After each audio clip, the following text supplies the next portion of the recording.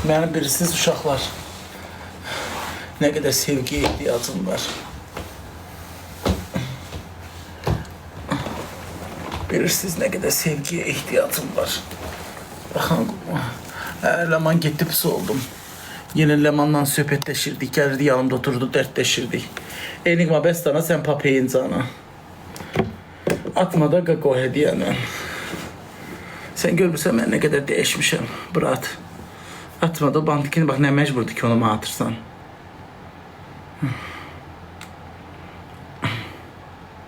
Yox, atam gəlmədi.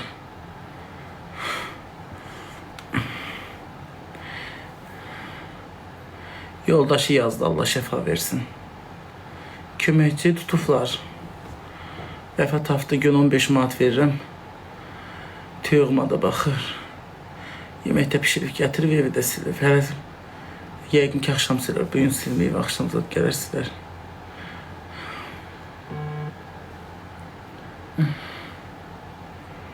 Həkimin nömrəsini istəyirsən, yemin danışır həkimlə hər gün.